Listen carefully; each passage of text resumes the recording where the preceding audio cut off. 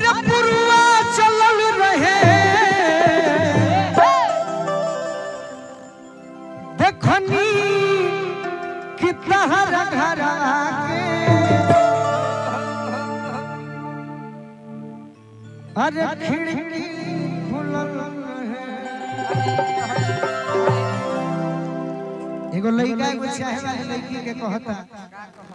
चाहे भाई भी कह सकता तोहरा पके हुदा के तो क्या बात है तोहरा पके हुदा के तो का होला अरे तकलीफ हो खेला तोहरा पके हुदा के तो तकलीफ हो खेला तोहरा पके हुदा के तो तकलीफ हो खेला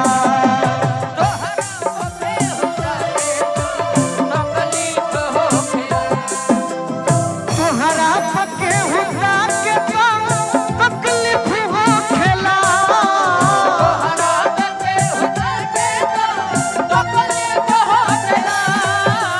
तोहरा पके हुदा के तो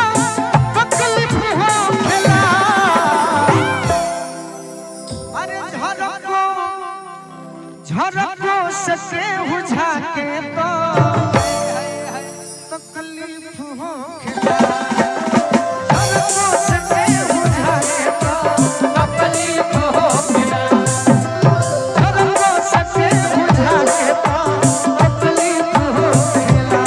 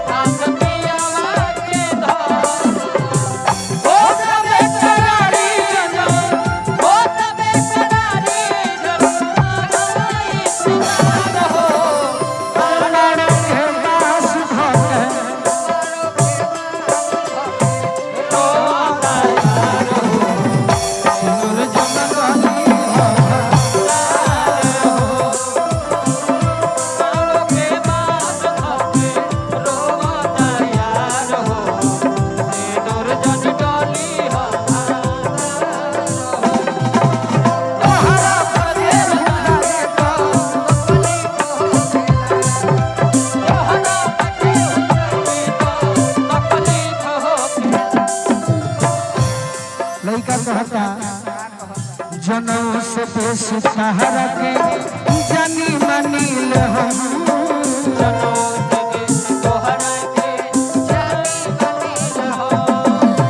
जनऊ से बेसी सहारा के जानी मानिल हम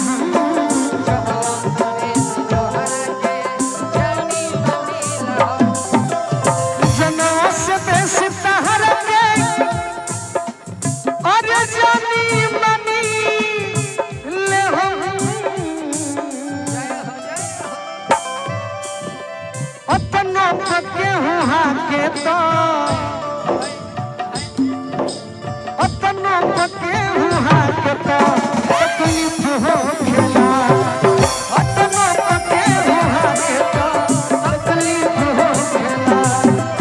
तोहरा पके हुआ के तो तकलीफ हो खेला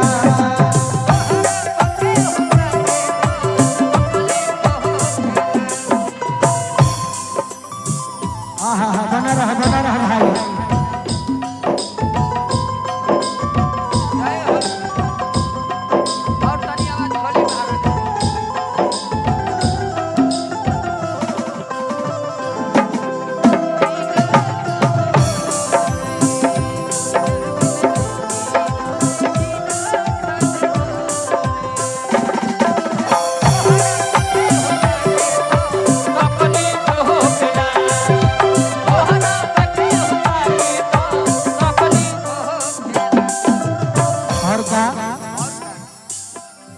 तोहरे दीदार खाती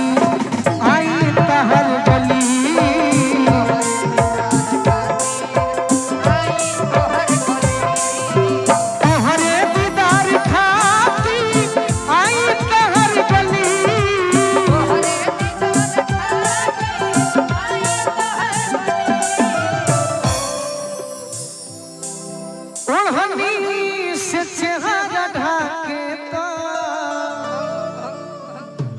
ओढ़नी से चेहरा ढाके तो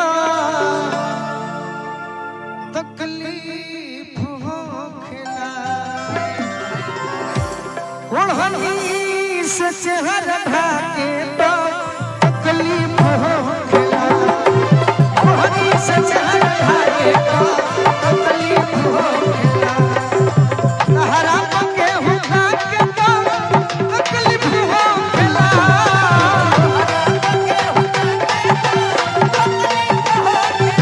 तहरा पके हुआ के तो तकलीफ होखेला झरको सके हुआ के तो